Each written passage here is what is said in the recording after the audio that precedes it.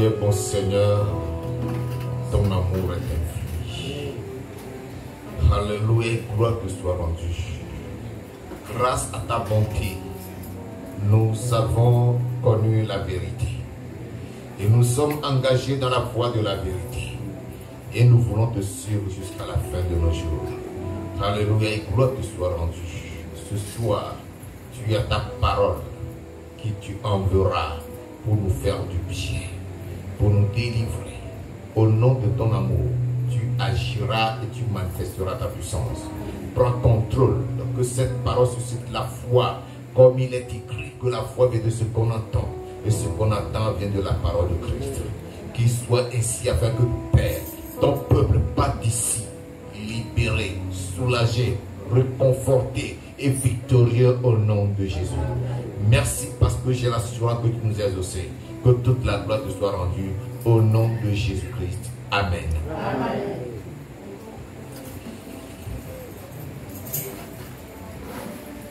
Alléluia. Quelqu'un est rentré ici comme cette personne a le sentiment de porter un fardeau lourd sur son dos, un sac qui le pèse, qui lui pèse. Tu sens un poids dans ton dos. Qui est cette personne? Tu sens comme un fardeau que tu portes dans ton dos et c'est lourd. Quelqu'un d'autre est dans l'affliction. Tu as un souci, un problème qui t'empêche de dormir. Tu es affligé. C'est deux cas que je donne. Quelqu'un qui est rentré sentant un fardeau, un poids dans son dos. L'autre personne est affligée et cette personne grince les dents. Deux cas. Alléluia. Amen. Alléluia. Amen.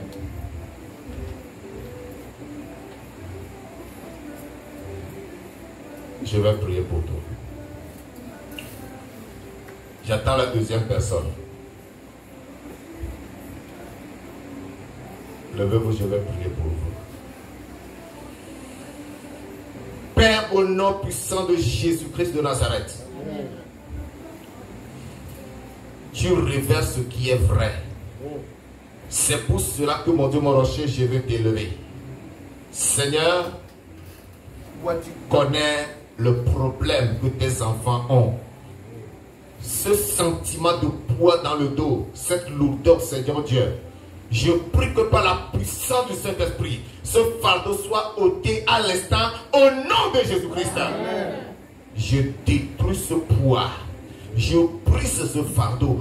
Seigneur, quel que soit ce que cela peut signifier, Seigneur Dieu, une maladie, une oppression, un souci, une affliction, éternel à mes pères, j'applique le sang de Jésus-Christ, Seigneur Dieu, à ce fardeau et je demande qu'il soit ôté à l'instant au nom de Jésus. Amen. Fardeau, tu m'entends, là où tu es, je te commande, sors au nom de Jésus. Amen. Et va-t'en dans l'abîme sans fond. Et cette personne qui est affligée, qui vit dans des graissements de temps, et tes amis Père de gloire, touche et libère à l'instant au nom de Jésus-Christ. Que cette affliction cesse et que la libération et la délivrance soit le partage de ta fille au nom de Jésus-Christ. Mon Dieu, mon rocher, je vais te louer, te magnifier. Je crois que tu l'as accompli. Ce que ce soir sera pour ta célébration et ton exaltation. Gloire te soit rendue pour ta fidélité. Au nom puissant de Jésus-Christ de Nazareth, nous avons prié. Amen. Amen. Donc, ce soir, que Dieu vous bénisse. J'ai l'assurance que le Seigneur l'a accompli. Amen. Alléluia. Ce soir, je parle du message qui a pour thème à l'autel éternel pour une victoire incontestable. À l'autel éternel pour une victoire incontestable.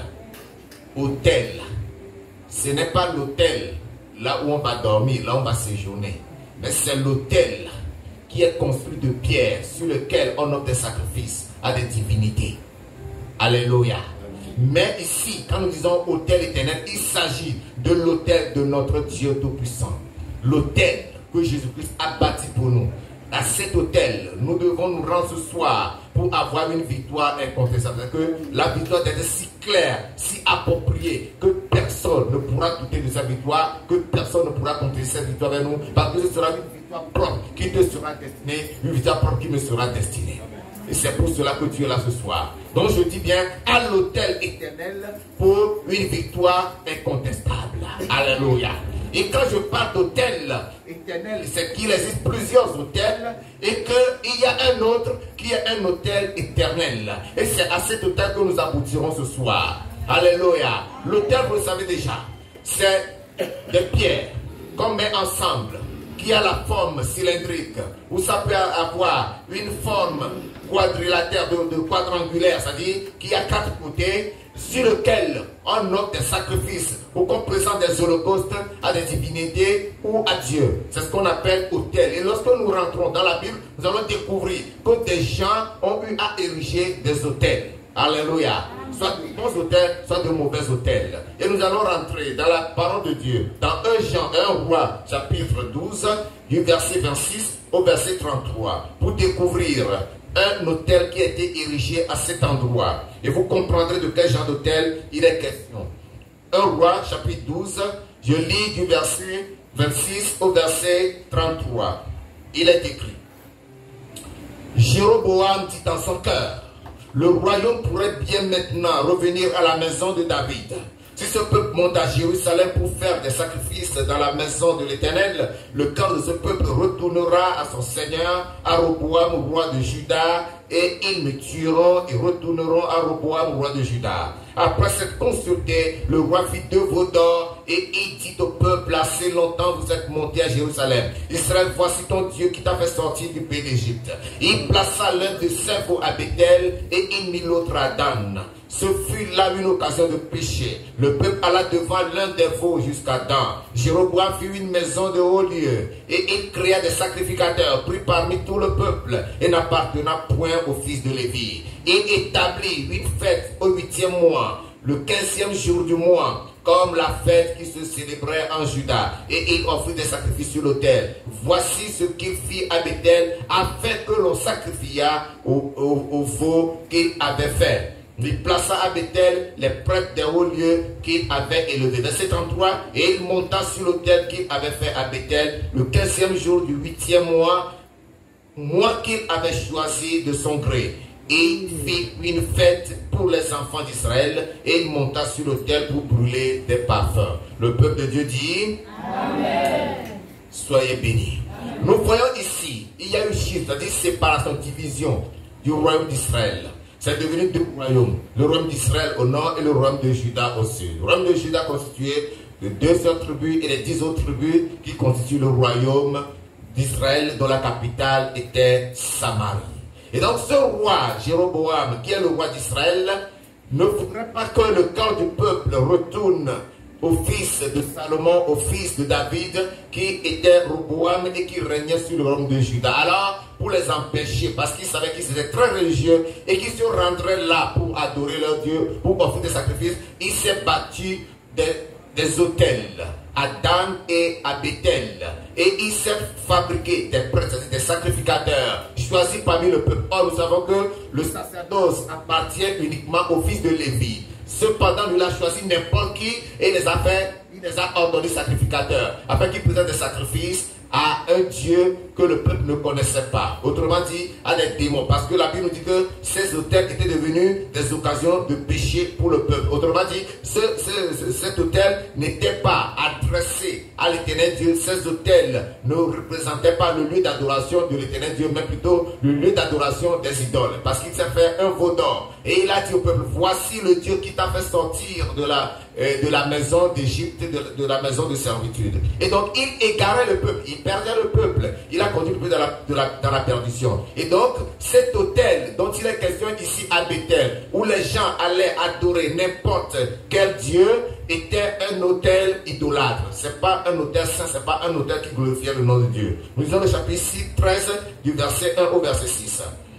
1 Roi chapitre 13, du verset 1 au verset 6. Voici un homme de Dieu arriva de Juda à Bethel par la parole de l'Éternel pendant que Jéroboam se tenait à l'autel pour brûler des parfums. Il cria contre l'autel par la parole de l'Éternel et dit: Autel, autel, ainsi parle l'Éternel. Voici, il naîtra un fils à la maison de David. Son nom sera Josias. Et il immolera sur toi les prêtres des hauts lieux qui brûlent sur toi des parfums et l'on brûlera sur toi des ossements d'hommes. Et le même jour, il donna un signe en disant: c'est ici le signe que l'Éternel a parlé. Voici l'autel se fendra et la cendre qui est dessus sera répandue. Lorsque le roi entendit la parole que l'homme de Dieu avait crié contre l'autel de Bethel, il avança la main de dessus l'autel en disant: saisissez-le. Et la main que Jéroboam avait étendue contre lui devint sèche et il ne put la ramener à soi. L'autel se fendit et la cendre qui était dessus fut répandue selon le signe qu'avait donné l'homme de Dieu par la parole de l'Éternel. Verset 6. Alors le roi prit la parole, dit à l'homme de Dieu: implore l'Éternel ton Dieu et prie pour moi afin que je puisse retirer ma main. L'homme de Dieu implora l'Éternel et le roi put retirer sa main qui fut comme auparavant. Alléluia. Nous voyons ce qu'il faisait. Dieu a envoyé son serviteur depuis Juda pour aller à Bethel, pour confronter cet autel et tous ceux qui servent. Et le jour où il arrivait, c'était le roi Jéroboam même qui a construit l'autel, qui était sur l'autel, offrant des sacrifices. Et il a prophétisé, selon l'ordre qu'il a reçu de l'Éternel, contre l'autel. Il a dit: il naîtra dans la maison de David un roi qui succédera à son père, qui détruira cet autel. Il brûlera ceux qui offrent des sacrifices sur cet autel. Il les brûlera sur le même autel et les ossements d'hommes seront brûlés sur cet autel.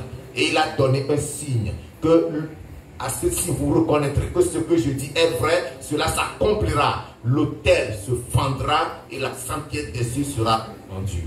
Et le roi Jéroboam était en colère contre lui. Il voulait le saisir, n'a pas pu, disait à ceux qui étaient avec lui: saisissez-le. La main qu'il a tendue par-dessus l'autel était devenue sèche. Alléluia. Et il ne pouvait plus mouvoir cette main-là.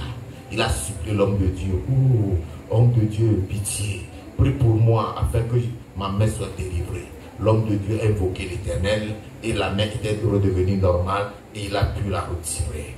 L'autel satanique, l'autel diabolique. Dans ta famille, tes parents ont eu à bâtir des autels sur lesquels ils ont offert des sacrifices à des démons, des esprits méchants, comme Jéroboam l'a fait ici. Et tu es en colère contre ces autels. Il faut que tu le saches. Alléluia.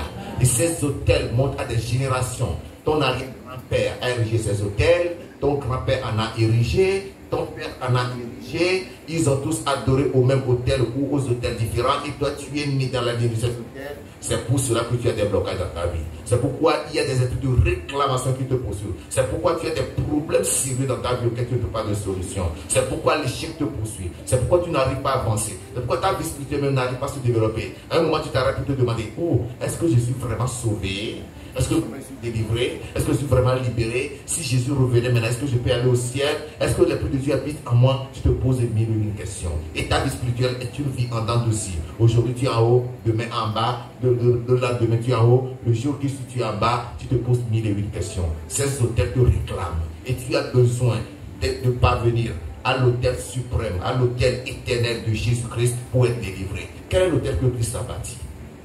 Avant d'arriver là, il faut que je te montre que tous ceux qui ont servi Dieu, tous ceux qui ont marché avec Dieu, tous ceux qui ont adoré Dieu, ont eu un moment donné de leur vie ou de leur rencontre avec le Seigneur à bâtir des autels. Et c'est sur ces autels qu'ils rencontraient Dieu en lui présentant des sacrifices. Alléluia. Et toi aussi, si tu veux évoluer dans ta marche avec le Seigneur, il te faut bâtir des autels. Mais Dieu merci, tu n'as pas besoin de lever des pierres aujourd'hui sous forme cylindrique ou sous forme quadrangulaire pour pouvoir adorer ton Dieu. L'autel existe déjà. Il faut que toi tu y ailles seulement et que tu parles au Seigneur. Le Seigneur t'entendra. Je vais te montrer cet autel très bientôt. Alléluia. Est-ce que vous savez que cette prophétie donnée par l'homme de Dieu venu de Bethel a pris des années avant de s'accomplir? Pour l'accomplissement de cette prophétie, il a fallu 300 ans. Alléluia. 300 ans. Pourquoi vous êtes pressé dans la vie? Pourquoi quand Dieu vous promet quelque chose? Pourquoi lorsque vous faites un songe? Pourquoi lorsqu'il y a une révélation? Pourquoi lorsqu'il y a une prophétie, vous voulez que ce soit maintenant? Pourquoi la précipitation? Alléluia.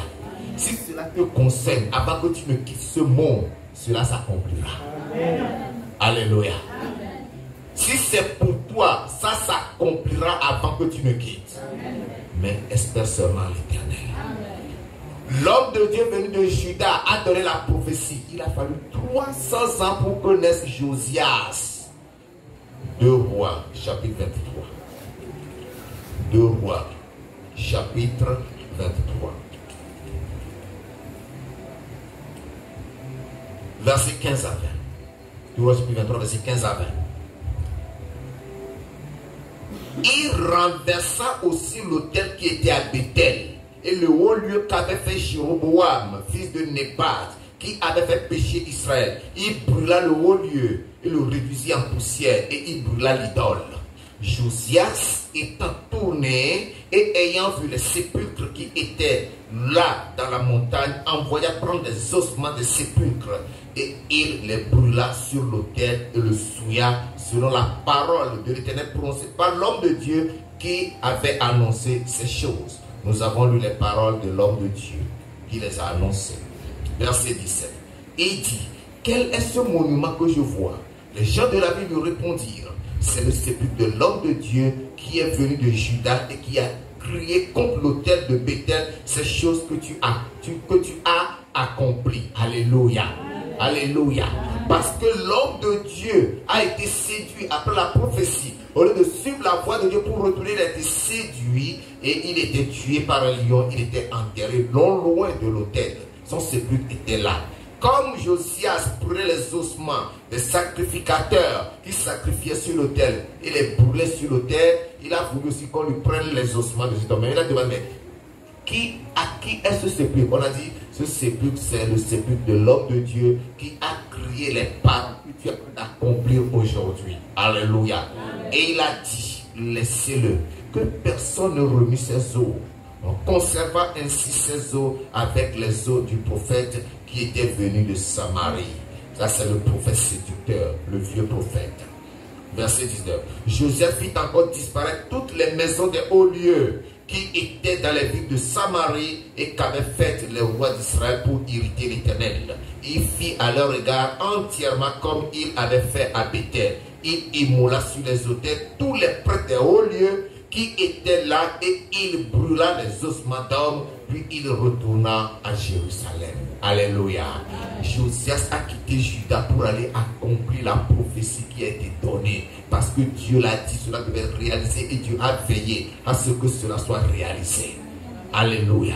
Donc une prophétie, lorsqu'elle est donnée, quel que soit le temps, elle s'accomplit. Habakkuk a dit, si elle tarde à s'accomplir, attends-la, car c'est une prophétie. Alléluia. Tu verras la gloire de Dieu dans ta vie. Tu ne partiras pas dans l'opprobre. Tu ne mourras pas dans la honte. Tu ne disparaîtras pas de ce monde dans l'humiliation, mais tu verras l'élévation dans ta vie. C'est pour toi et cela se réalisera. Peu importe ce que tu traverses aujourd'hui, tu verras la gloire de Dieu. Tu te réjouiras dans ta vie. Tu rêves de dormir dans une belle maison. Tu dormiras dans la belle maison de Jésus. Tu sortiras de ta vie piquante. Tu rêves d'être au volant d'une voiture. Tu auras ta voiture au nom de Jésus-Christ. Tu rêves un mariage heureux. Tu auras l'heureux mariage au nom de Jésus-Christ. La prophétie s'accomplit. Tous ceux qui ont marché avec l'Éternel ont eu à rencontrer l'Éternel. Ou en lui bâtissant un autel sur lequel ils ont eu à présenter des offrandes. Et là, Dieu les a visités. Prenons le cas de Job par exemple. Job, lorsque ses enfants s'amusaient, le lendemain, qu'est-ce qu'il faisait? Très tôt le matin, il présentait pour eux des offrandes. Il dit, peut-être ont-ils péché contre l'Éternel. Job avait son autel où il rencontrait Dieu, demandait sa miséricorde afin qu'il pardonne à ses enfants leurs péchés et à lui-même ses propres péchés. Et Job a servi Dieu toute sa vie avec une grande force et même au milieu des afflictions, Job a toujours reconnu l'Éternel son Dieu. Alléluia. Chrétien, tu as besoin d'un autel pour servir et adorer ton Dieu. Noé, à la fin du déluge, lorsqu'il était sorti, la première des choses que Noé a fait, qu'est-ce que c'est? C'est qu'il a construit un autel. Alléluia. Et il a choisi parmi les animaux purs que Dieu lui a indiqué de faire rentrer dans sa barque, dans son bateau, si on peut ainsi l'appeler. Il a pris de ces animaux qu'il a offert en holocauste à Dieu sur l'autel. Et c'est là que Dieu était descendu pour faire alliance avec lui. Alléluia. Alléluia. Il n'y a personne dans la vie qui a marché avec Dieu qui n'a pas eu un lieu de rencontre. Chaque fois que Dieu appelait quelqu'un, chaque fois que Dieu visitait quelqu'un, c'était à la suite d'un autel. C'est parce que cette personne reconnaissait Dieu et se tournait vers lui. Parce qu'en ce temps, il n'y avait pas encore de sacrificateur établi. Et chaque père de famille était son sacrificateur. Alors les pères de famille érigeaient leur autel où ils adoraient leur Dieu. Abraham, par exemple. Abraham lui a construit un autel, deux autels, des autels dans sa vie. Chaque fois que Dieu lui dit, va à la gloire, lorsqu'il arrive là, il bâtit un autel. Pour ça, nous allons lire au moins deux versets pour le cas d'Abraham. Genèse chapitre 12, versets 7 et 8. Genèse chapitre 12, les versets 7 et 8. Il dit, l'Éternel apparut à Abraham et dit, je donnerai ce pays à ta postérité. Et Abraham bâtit là un autel à l'Éternel qui lui était apparu. Alléluia. Quand tu es de la promesse du pays, la promesse de Cana, il a bâti à Cana à son arrivée un autel. Allons au verset 8. Il se transporta de là vers la montagne à l'orient de Bethel et il dressa ses tentes. Ayant Bethel à l'occident et Aï à l'orient, il bâtit encore là un autel à l'Éternel et il invoqua le nom de l'Éternel. Alléluia. Alléluia. Voyez, Abraham était un serviteur de Dieu. Il connaissait son Dieu. Il savait que ce n'était que sur l'autel que son Dieu pourrait le rencontrer. Ce n'était que sur l'autel que Dieu pourrait lui parler. Et c'est là qu'il rencontrait son Dieu. Il a eu à bâtir l'autel. Il a rebâti Isaac. Isaac n'a pas adoré Dieu pour l'adorer.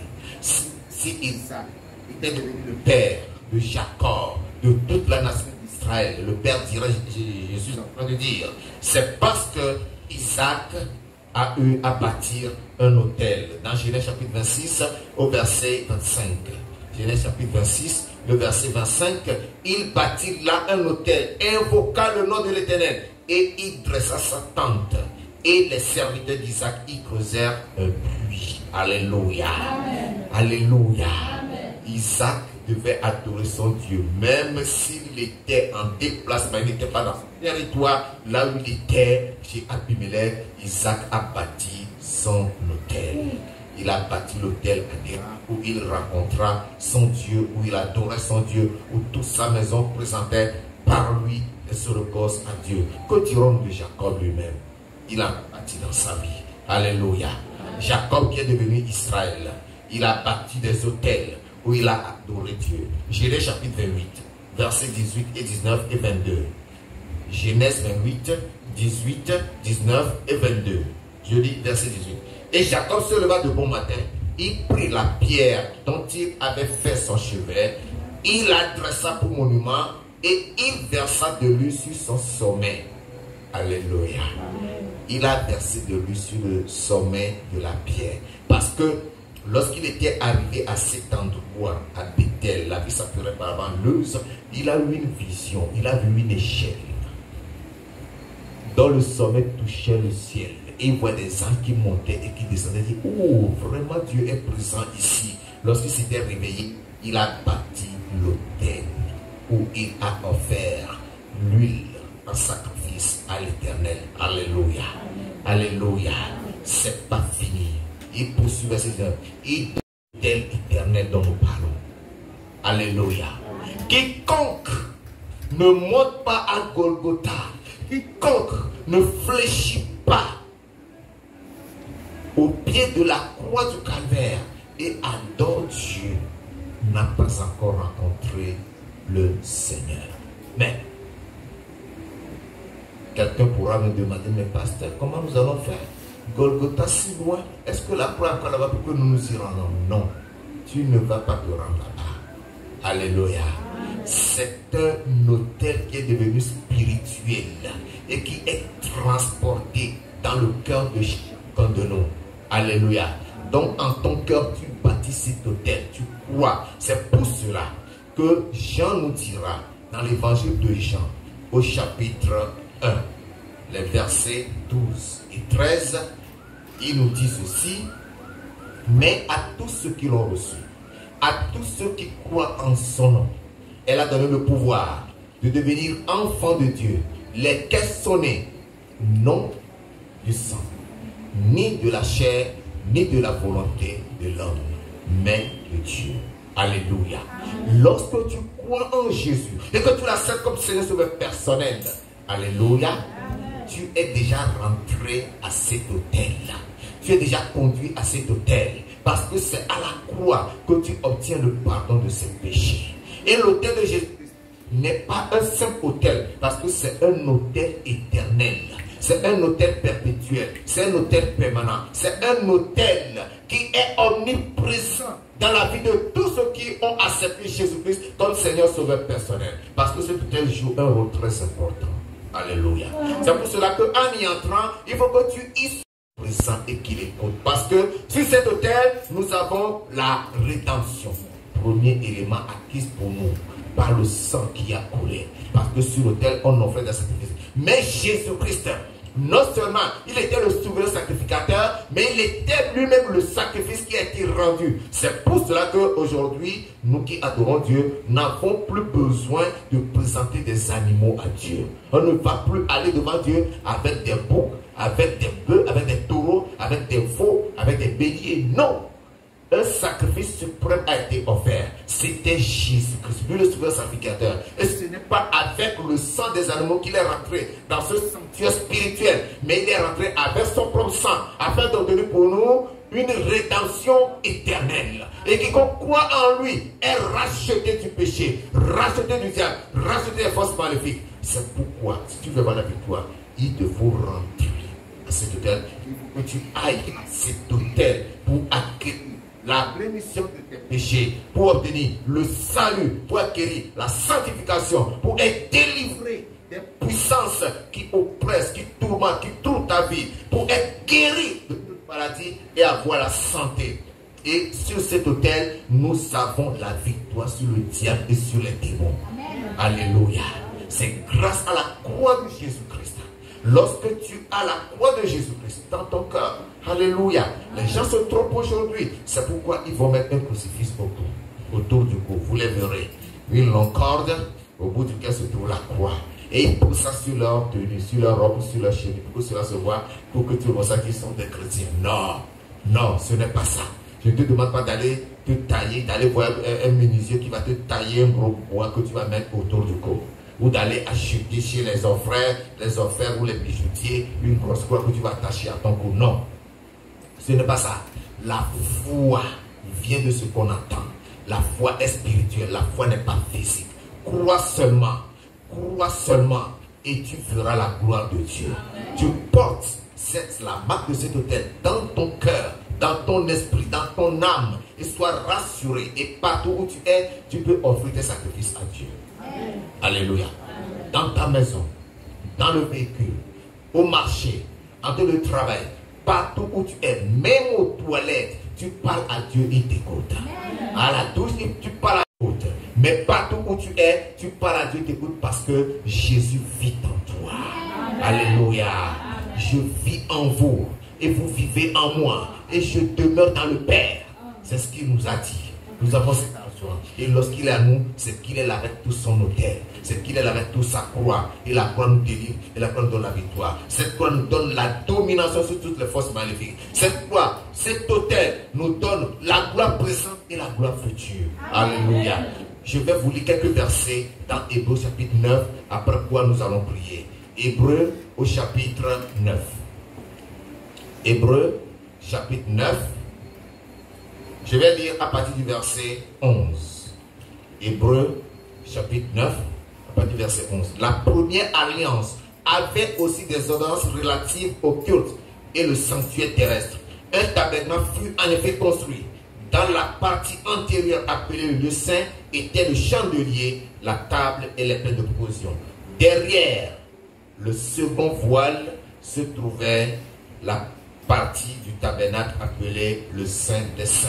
Renfermant l'autel d'or pour les parfums et l'arche de l'alliance entièrement recouverte d'or, il y avait dans l'arche un vase d'or contenant la manne, la veste d'Aaron qui avait fleuri et les tables de l'alliance. Au-dessus de l'arche étaient les chérubins de la gloire, couvrant de leur ombre le propitiatoire. Ce n'est pas le moment de parler en détail là-dessus. Or, ces choses étant ainsi disposées, les sacrificateurs qui font le service entrent en tout temps dans la première partie du tabernacle. Et dans la seconde, le souverain sacrificateur seul entre une fois par an. Non sans, c'est-à-dire qu'il y a le lieu saint où chaque jour le sacrificateur va offrir des sacrifices pour le peuple. Alléluia. Mais il y a la partie qu'on appelle le lieu très saint, le saint des saints. C'est le souverain sacrificateur, ceux qui rentrent là-bas une fois par an, en y portant quoi? Le sang des animaux, pour obtenir la purification de ses péchés et la purification des péchés du peuple. Et c'est là où Jésus-Christ même est rentré avec son propre sang, afin d'obtenir pour nous une rédemption éternelle, pour nous obtenir la victoire, la délivrance et la liberté. Alléluia. C'est pourquoi je vais vous lire le verset 11. Mais Christ est venu comme souverain sacrificateur des biens à venir. Il a traversé le tabernacle plus grand et plus parfait, qui n'est pas construit de main d'homme, c'est-à-dire qui n'est pas de cette création. Et il est entré une fois pour toutes dans le lieu très saint, non avec le sang des boucs et des veaux, mais avec son propre sang ayant obtenu une rédemption éternelle. Alléluia. C'est ce que Christ a fait pour nous. Je vous invite à lire tout le chapitre 9 d'Hébreux cette nuit avant d'aller dormir. Lisez ça avant d'aller dormir. Le temps me manque s'il faut que je lise tout cela pour le commander. Mais sachez que Jésus-Christ s'est présenté sur l'autel que le Père a voulu et qui a été prophétisé. C'était sa croix, la croix qu'il a portée. C'est là sur l'autel sur lequel il a été offert en sacrifice. Il a coulé son sang pour que nous soyons sauvés, pour que nous soyons rachetés, pour que tous ceux qui croient en lui aient la victoire et la domination et qu'ils aient une gloire présente et une gloire future. Nous vivons dans la gloire présente de Christ et la gloire future nous attend dans l'éternité. Nous hériterons cette gloire. Est au-delà de tout autel, y conquiert ces autels et triomphe de tous ces autels maléfiques, quelle que soit la force, la puissance des autels que tes ancêtres ont bâti. L'autel de Christ, c'est-à-dire la croix de Christ, triomphe de tous ces autels. Et ce soir, tu vas triompher de tous ces autels qui embarrassent ta vie, qui perturbent ta vie avant de sortir d'ici. Au nom de Jésus, levons-nous et parlons au Seigneur. Lève-toi et commence par remercier le Seigneur. Lève-toi et commence par adorer le roi des rois pour la révélation de sa parole ce soir. Et lève la voix et bénis le Seigneur. Parce qu'il a révélé ces choses. Ce qui était devenu secret, qui était caché.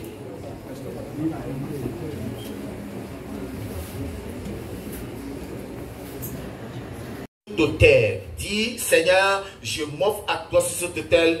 Prends-moi et change ma vie complètement. Ôte de ma vie tout ce qui ne te glorifie pas. Le péché qui domine sur moi, le mal qui triomphe de moi, la paresse, la lenteur dans le service, le manque de prière, le doute, le manque de foi. Seigneur, enlève tout cela ce soir et libère-moi, rends-moi pur et que je sois agréable à toi. Et lève la voix et parle au Seigneur.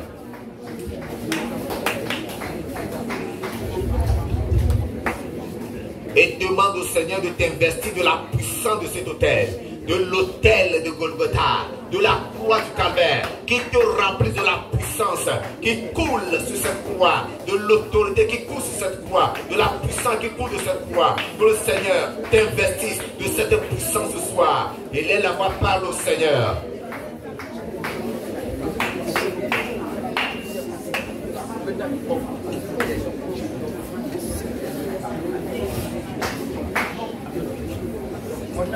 Au nom de Jésus-Christ, nous prions. Répète après moi. Autel ancestral. Toi qui troubles ma vie. Et m'empêche de progresser spirituellement. Je viens contre toi ce soir. Je te pose l'autel éternel qui triomphe de toi, qui te brise, qui te détruit et qui te fait disparaître de ma vie. Au nom suprême de Jésus-Christ, élève la voix et prie maintenant.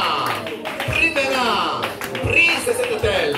Détruis cet autel qui embrouille ta vie, qui perturbe ta vie, qui dérange ta vie, qui t'empêche d'évoluer. Tu tournes sur place.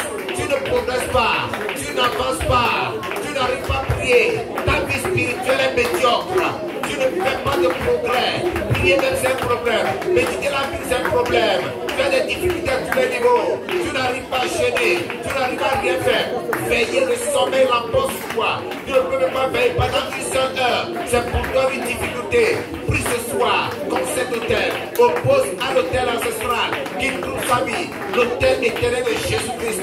Demande que l'autorité de la croix de Christ brise ces hôtels maléfiques dans sa vie, détruis ces hôtels ancestraux, ces hôtels maléfiques que tes parents ont bâtis et qui parlent contre toi, sur lequel ton nom a été invoqué, avant même que tu ne sois né. Demande que cet hôtel soit détruit et que le lien qui te rattache à cet hôtel soit brisé et que tu sois totalement libéré au nom de Jésus-Christ. Au nom de Jésus de Nazareth, nous prions. Amen. Amen. Amen. Amen. Tu vas prier ce soir. Tu vas dire lien démoniaque qui me rattache aux hôtels ancestraux. Soyez brisés. Soyez rompus. Soyez détruits. Au nom puissant de Jésus-Christ. Élève la voix et prie. Demande que tous un lien qui te rattache à ces hôtels-là et qui font des réclamations dans ta vie, qui envoient des actes de réclamation, qui te réclament, qui te retardent. Et chaque fois que tu rêves, tu te retrouves au village, tu te retrouves à l'école primaire, tu te retrouves en tenue scolaire. Oh, tu passes un examen et tu n'arrives même pas à écrire. Que ces hôtels soient détruits, que ces soient rompus, que ces personnes qui te retardent soient brisés ce soir, que ces liens qui te rattachent à tous ces esprits soient détruits ce soir et que tu sois totalement libéré et que tous ces lettres de réclamation soient anéantis pour que ta vie soit libérée au nom de Jésus-Christ.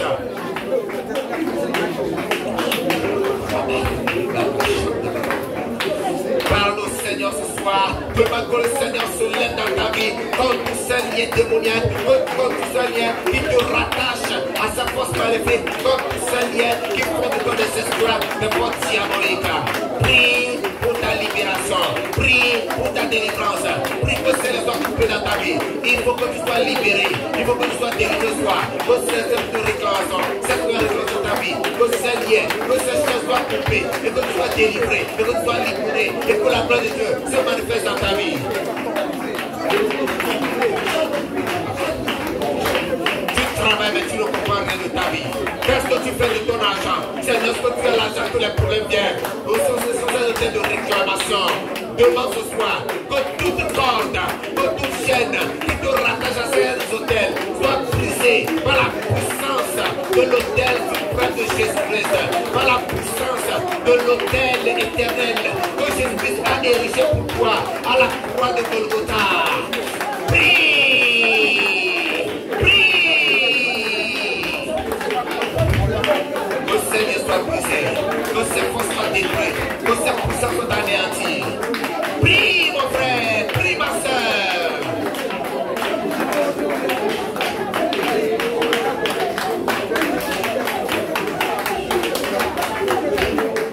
Tu te vois que tu es en train de tourner sur place. Tu tournes en rond, tu n'avances pas. Voilà les liens. Brise ces liens, brise ces liens, brise ces liens, brise ces liens, brise ces liens. Au nom de Jésus-Christ, nous prions. Amen. Amen. Vous tous, esprits de réclamation,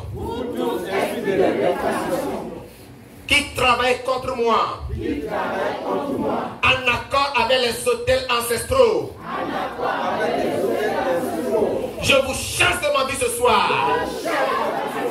Je vous l'ordonne. Sortez de ma vie. Allez-vous-en dans l'abîme. Au nom de Jésus-Christ, élève la voix et prie. Chasse les esprits de réclamation. Ces esprits de réclamation qui te retardent sur tous les plans, sur le plan spirituel, sur le plan matériel, sur le plan financier, sur le plan matrimonial. Ordonne à ces esprits de sortir de ta vie. Commande-leur de sortir. Ces esprits qui empêchent ton progrès, qui empêchent ton évolution. Commande-leur de sortir de ta vie. Ordonne-leur de t'en aller, de s'en aller. Qui quitte ta vie, qui s'en va dans l'abîme. Au nom de Jésus-Christ, ordonne-leur de sortir. Chasse-les. Cette de réclamation, venant de ces hôtels, chasse-les de ta vie. Dis-leur que ne leur appartient pas. Dis-leur que tu ne leur appartiens pas. Dis-leur que tu ne leur appartiens pas. Et qu'ils n'ont pas de pouvoir sur toi. Et qu'ils n'ont plus de force sur toi. Dis-leur de te libérer.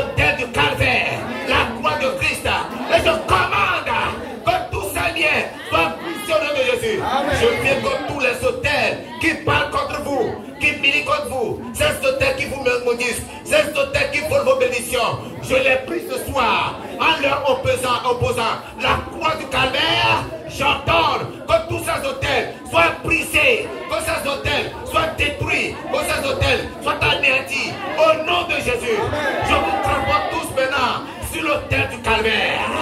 Allez au pied de la croix. Que le sang de Christ coule sur vous pour vous purifier, délivrer et vous donner la domination. Marchez dans la victoire, marchez dans la domination, triomphez de tout être familier, remportez la victoire sur vos ennemis. Au nom de Jésus, les sorciers qui font peur, vous leur ferez peur. À partir de ce soir, vous faites peur aux sorciers de vos quartiers, vous faites peur aux sorciers de vos villages. Vous avez une terreur pour eux, ils s'enfuiront loin de vous. Au nom de Jésus-Christ, ils n'oseront plus marcher sur vos places, parce que la terreur de Jésus-Christ s'empare de vous. Il les met en déroute au nom de Jésus. Père Tout-Puissant, je vais te louer parce que je crois que tu l'as accompli. Reçois l'élévation, reçois la gloire, reçois l'adoration pour ta fidélité. Au nom puissant de Jésus de Nazareth, nous avons prié.